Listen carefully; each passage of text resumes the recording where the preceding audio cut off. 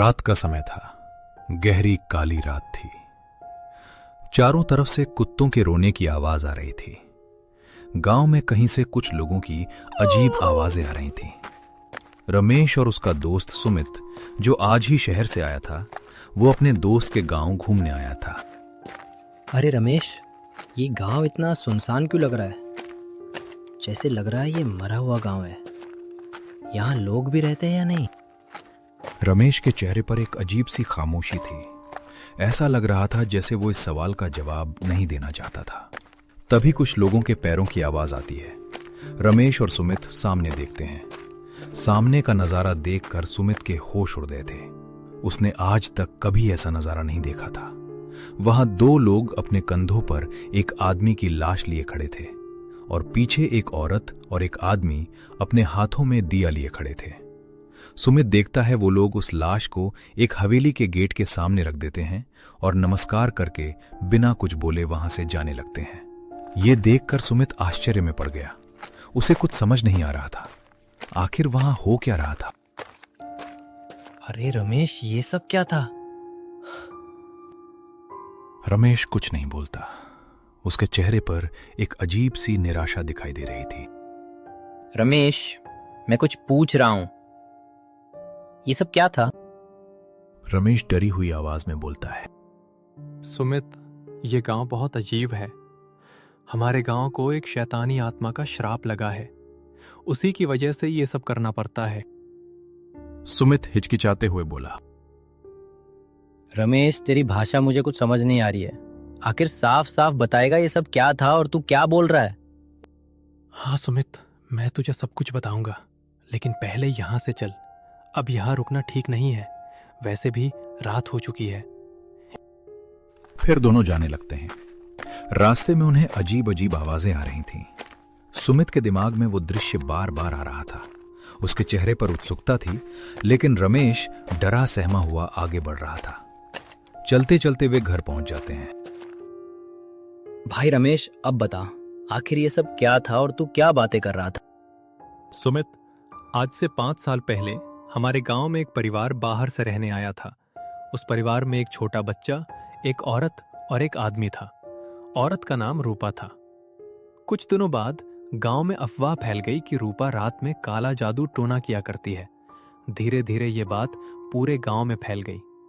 फिर गांव के लोगों ने एक दिन रूपा का घर जला दिया। उस घर में उसका पति, उसका बेटा और वो तीनों जलकर राख बन गए। लेकिन वो निर्दोष थी। बाद में पता चला कि ये अफवाह झूठी थी। रूपा कोई काला जादू नहीं करती थी। लेकिन उस दिन के बाद मानो इस गांव पर रूपा का शाप लग गया। उस दिन के बाद हर रोज गांव में कोई ना कोई मर जाता था। सभी लोग परेशान थे। हमारे गांव में एक महान पंडित रहते थे। उन्होंने बताया कि रूपा की आत्मा अपना बदला ले रही है। गांव वाले उसी दिन से गांव में हर पूर्णिमा की रात किसी आदमी या औरत की कुर्बानी देते हैं, रूपा को भेंट चढ़ाते हैं। जो तूने आज देखा वो भी रूपा को भेंट चढ़ाया गया था, नहीं तो वो पूरे गांव को मार देगी। लेकिन रमेश, ऐसे भी तो हर पूर्णिमा गांव का एक आदमी मरता ही है। गांव वाले कुछ करते क्यों नहीं? रमेश खामोश रहा। उसके पास सुमित के सवाल का कोई जवाब नहीं था। ऐसा नहीं है सुमित। एक बार गांव वालों ने इस श्राप को गांव से हटाने की कोशिश की थी, लेकिन जो लोग उस हवेली में गए थे, अगली सुबह उन सभी की लाश हवेली के सामने मिली। इसके बाद आज तक कोई गांव वाला इस श्राप को खत्म करने की कोशिश नहीं करता। पता नहीं हमारे गांव से ये श्राप कब जाएगा। हर किसी को डर लगा रहता है कि किस पूर्णिमा की रात उसे अपनी जान का सौदा करना होगा। सुमित रमेश की बात सुनकर हमदर्दी जताते हुए बोलता है। तू चिंता मत कर राकेश, मैं आ गया हूं ना, मैं सब ठीक कर दूंगा। तू क्या कर लेगा? तू नहीं जानता, उस हवेली में वो शैतानी आत्मा रहती है। मैंने बोला ना राकेश, तू चिंता मत कर, मैं सब ठीक कर दूंगा, भले ही मेरी जान क्यों ना चली जाए। वैसे तू करेगा क्या? मैं एक महान तपस्वी आचार्य धीरेन्द्र को जानता हूँ। वो बहुत बड़े ज्ञानी हैं। उनके पास अनेक प्रकार की शक्तियां हैं। अब वो ही हमारी मदद कर सकते हैं। ये सुनकर रमेश के चेहरे पर एक आशा की खुशी दिखाई दी। लेकिन एक दिक्कत है। क्या दिक्कत है? आचार्य धीरेन्द्र जिस वाटिका में ध्यान करते हैं वहां जाने का रास्ता बहुत ही खतरनाक है। वहां जाने में एक जंगल पार करना पड़ता है जो कि भूतों और चंडालों से भरा हुआ है। इसमें हमारी जान भी जा सकती है। ये सुनकर रमेश खामोश हो गया। लेकिन तू चिंता मत कर, हम वहां जाएंगे। बस तू आज रात की बस की टिकट करवा ले। आज रात या तो हम रहेंगे या वो श्राप। धीरे धीरे रात होती है।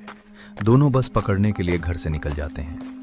थोड़ी दूर चलने के बाद आगे एक बस खड़ी होती है। फिर दोनों बस पकड़कर जाने लगते हैं। चलते चलते वो एक डरावने जंगल के पास पहुंच जाते हैं। फिर वो जंगल के अंदर जाने लगते हैं। जंगल से अजीब आवाजें आती हैं। ऐसा लगता है जैसे कोई औरत चिल्ला रही हो। कभी किसी के कदमों की आवाज आती है। अरे सुमित, ये जंगल तो बहुत डरावना है। कभी किसी के रोने की आवाज आती है, कभी ऐसा लगता है जैसे कोई हमारे साथ हमारे पीछे चल रहा हो। हाँ रमेश, मैंने कहा था ना, ये जंगल भूतों और चंडालों से भरा हुआ है। छोड़, इस सब पर ध्यान मत दे। आगे दोनों आगे जाने लगते हैं। सामने से किसी के भारी कदमों की आवाज आती है। अद्भुत और सुंदर जगह पर पहुंच जाते हैं जहां एकदम शीतल और शांत वातावरण था। वहां हर एक चीज मनमोहक लग रही थी। ऐसा लग रहा था जैसे ये जगह धरती पर नहीं, स्वर्ग में हो। अरे सुमित, ये जगह कितनी अच्छी लग रही है। कितनी शांति है यहाँ। हाँ रमेश, जगह तो अच्छी है, लेकिन आचार्य कहीं दिखाई नहीं दे रहे हैं। तभी वहां एक बूढ़ा आदमी केसरिया वस्त्र पहने ध्यान मुद्रा में बैठा था। अरे देख, वो रहे आचार्य धीरेन्द्र। फिर दोनों उनके पास जाते हैं। दोनों धीरे धीरे आचार्य धीरेन्द्र के पास जाकर खड़े हो जाते हैं। आचार्य धीरेन्द्र अपनी आंखें बंद किए हुए ही बैठे रहते हैं। ऐसा लग रहा था जैसे उन्हें दोनों के वहां आने का पहले से ही पता हो। आचार्य जी, हमें आपकी मदद चाहिए। कुछ पल तक वहां बिल्कुल शांति रहती है। फिर अचानक आचार्य धीरेन्द्र अपनी आंखें खोलते हैं और दोनों को देखते हुए गंभीर आवाज में बोलते हैं, मुझे पता है तुम दोनों यहाँ क्यों आए हो। आचार्य जी, आपको कैसे पता? रूपा के श्राप की वजह से तुम दोनों यहाँ आए हो। रमेश ये सुनकर हैरान रह जाता है। आचार्य जी, आपको रूपा के बारे में कैसे पता? रूपा की कहानी जितनी तुम जानते हो उससे कहीं ज्यादा बड़ी है। रूपा सिर्फ एक निर्दोष औरत नहीं थी। उसके साथ जो हुआ, उसके पीछे गांव के कुछ लोगों का बहुत बड़ा राज छिपा हुआ है। लेकिन आचार्य जी, गांव वालों ने तो उसे डायन समझकर उसका घर जला दिया था। रूपा कोई डायन नहीं थी, लेकिन उसकी मौत के बाद जो शक्ति उसके अंदर पैदा हुई वो साधारण आत्मा की शक्ति नहीं थी। उसकी आत्मा को एक ऐसी शक्ति ने अपने कब्जे में ले लिया जिसे आज तक कोई खत्म नहीं कर पाया। तो फिर हम गांव को इस श्राप से कैसे बचाएंगे? आचार्य धीरेन्द्र कुछ देर तक शांत रहते हैं। फिर अंदर जाते हैं और एक पुरानी किताब लेकर वापस आते हैं। वो किताब इतनी पुरानी थी कि उसके पन्ने लगभग गल चुके थे। आचार्य धीरेन्द्र किताब खोलते हुए बोलते हैं, इस श्राप को खत्म करने का एक रास्ता है। क्या रास्ता है आचार्य जी? आज रात तुम दोनों को उस हवेली के तहखाने में जाना होगा। रमेश के चेहरे का रंग उड़ जाता है। तहखाना? लेकिन वहां तो कोई नहीं जा सकता। इसीलिए तो अब तक कोई इस श्राप को खत्म नहीं कर पाया। हमें वहां क्या करना होगा? तुम दोनों को वहां उस हवेली में अग्नि जलानी होगी और तुम दोनों में से कोई एक अपने हाथ में दिया जलाकर भगवान के नाम का जप करना होगा। अगर हमने ये किया तो क्या गांव से वो रूप की आत्मा चली जाएगी? आचार्य जी, अगर वो हमें मारने की कोशिश करे तो? वो तुम्हें मारने की कोशिश नहीं करेगी। दोनों हैरान होकर उन्हें देखते हैं। तभी अचानक वहां तेज हवा चलने लगती है। तीनों चुप हो जाते हैं। दूर जंगल की तरफ से एक औरत के हंसने की आवाज सुनाई देती है। आचार्य धीरेन्द्र अपनी आंखें बंद करके मंत्र पढ़ने लगते हैं। फिर अचानक उनकी आंखें खुलती हैं। वो जान चुकी है कि तुम दोनों उसके खिलाफ आए हो। उसी समय जंगल के बीच एक काला कौवा उड़ता हुआ आता है और उसकी लाल आंखें सीधे सुमित और रमेश को घूर रही थीं। और तभी कौवा इंसान जैसी आवाज में बोलता है, तुम दोनों नहीं बचोगे। ये सुनते ही रमेश के पैरों तले जमीन खिसक जाती है, लेकिन सुमित पीछे हटने के बजाय उस कौवे की तरफ देखता रहता है। आचार्य धीरेन्द्र भी बोलते हैं, कल पूर्णिमा है और कल रात फैसला होगा, इस गांव का या रूपा का। अचानक कौवा वहां से उड़ जाता है। मैंने तुम्हें जो बताया है वो करो। ये करने से रूपा की आत्मा तुम्हें पहले डराने की कोशिश करेगी, फिर वो तुम्हारे सामने आएगी और मैं तुम्हें एक जादुई छड़ी देता हूं। जैसे ही रूपा की आत्मा तुम्हारे सामने आएगी, तुम छड़ी उसकी तरफ करना। इस छड़ी से जो अग्नि निकलेगी उसे वो आत्मा जलकर भस्म हो जाएगी। अगर तुमने ऐसा नहीं किया तो वो तुम दोनों को वहीं मार देगी। ठीक है, हम तैयार हैं। फिर आचार्य धीरेन्द्र कुछ मंत्रों का जाप करने लगते हैं। अचानक उनके हाथ में एक छड़ी आ जाती है। आचार्य धीरेन्द्र वो छड़ी सुमित और रमेश को दे देते हैं। इसे संभाल कर रखना, अब तुम्हें इसकी जरूरत पड़ेगी। दोनों छड़ी लेकर वहां से जाने लगते हैं। फिर दोनों आचार्य धीरेन्द्र से विदा लेकर वहां से वापस जाने लगते हैं। उनके हाथ में वही जादुई छड़ी थी। रास्ते में दोनों के चेहरे पर डर साफ दिखाई दे रहा था। कुछ दूर जाने के बाद रमेश बोला, सुमित, मुझे बहुत डर लग रहा है। अगर आचार्य जी की बात सच हुई और रूपा की आत्मा हमारे सामने आ गई तो? डर मत रमेश, हमारे पास आचार्य जी की दी हुई छड़ी है। हमें बस वही करना है जो उन्होंने कहा है। दोनों चलते चलते जंगल से बाहर निकल जाते हैं। अब रात और भी गहरी हो चुकी थी। आसमान में पूर्णिमा का चांद चमक रहा था। रमेश आसमान की तरफ देखते हुए बोला, सुमित, आज पूर्णिमा की रात है। सुमित कुछ नहीं बोलता और तेजी से गांव की तरफ बढ़ने लगता है। गांव में पहुंचते ही दोनों देखते हैं कि पूरा गांव बिल्कुल शांत पड़ा हुआ है। किसी घर से कोई आवाज नहीं आ रही थी। ऐसा लग रहा था जैसे पूरा गांव किसी अनहोनी का इंतजार कर रहा हो। दोनों धीरे धीरे हवेली की तरफ बढ़ते हैं। तभी अचानक पीछे से किसी के कदमों की आवाज आती है। दोनों वहीं रुक जाते हैं। रमेश धीरे से पीछे मुड़कर देखता है, लेकिन वहां कोई नहीं था।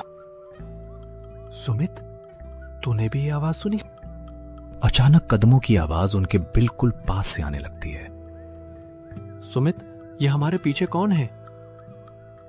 सुमित छड़ी को कसकर पकड़ लेता है और चारों तरफ देखने लगता है। अरे रमेश, कोई नहीं है, हमारे कान बज रहे, अब चल यहाँ से। दोनों जाने लगते हैं। चलते चलते वो हवेली के पास पहुंच जाते हैं। दोनों हवेली के पास पहुंच जाते हैं। हवेली को देखते ही दोनों के कदम रुक जाते हैं। हवेली बहुत पुरानी और डरावनी लग रही थी। उसकी दीवारों पर जगह जगह दरारें थीं और खिड़कियां टूटी हुई थीं। रमेश डरते हुए बोलता है, सुमित, यही वो हवेली है जहां हर पूर्णिमा की रात किसी न किसी की बलि दी जाती है। सुमित हवेली की तरफ देखते हुए बोलता है, रमेश, आज इसी हवेली के अंदर जाकर हमें इस श्राप का अंत करना है। दोनों धीरे धीरे हवेली के अंदर जाते हैं। दोनों आगे बढ़ने लगते हैं। हवेली के अंदर चारों तरफ अंधेरा था। दीवारों पर पुराने चित्र लगे हुए थे। जैसे ही दोनों उन चित्रों के पास से गुजरते हैं, उन्हें ऐसा लगता है जैसे उन चित्रों में बने लोगों की आंखें उन्हें घूर रही हों। रमेश डरते हुए बोलता है, सुमित, मुझे ऐसा क्यों लग रहा है कि ये सारे लोग हमें देख रहे हैं? तो इन सब पर ध्यान मत दे, बस मेरे साथ चल। अचानक ऊपर की मंजिल से किसी बच्चे के रोने की आवाज आती है। माँ, माँ। दोनों वहीं रुक जाते हैं। सुमित, ये बच्चे के रोने की आवाज कहाँ से आ रही है? पता नहीं, लेकिन हमें ऊपर नहीं जाना है। आचार्य जी ने कहा था कि हमें तहखाने में जाना है। फिर दोनों ताखने में जाते हैं। तभी अंधेरे में एक औरत की आवाज गूंजती है। तुम दोनों यहाँ क्यों आए हो? सुमित छड़ी को आगे करते हुए बोलता है। रूपा, हमें पता है कि तुम यहीं हो। कुछ पल तक कोई आवाज नहीं आती। फिर कमरे के कोने से धीरे धीरे किसी के चलने की आवाज आने लगती है और अचानक अंधेरे में दो लाल आंखें दिखाई देती हैं। फिर वो परछाई अचानक गायब हो जाती है। सुमित और रमेश आग जलाने और दिया जलाने के लिए तैयार होते हैं। दोनों ने आग और दिया जला लिया था और रमेश मन में भगवान के नाम का जाप कर रहा था। तभी वहां अजीब आवाज आती है। चले जाओ यहाँ से। मैंने कहा चले जाओ यहाँ से, वरना तुम दोनों मरोगे। ये सुनकर दोनों डर जाते हैं, लेकिन वहीं डटे रहते हैं। तभी एक तेज प्रकाश के साथ वहां एक आत्मा हवा में प्रकट हो जाती है। जैसे ही सुमित उसे देखता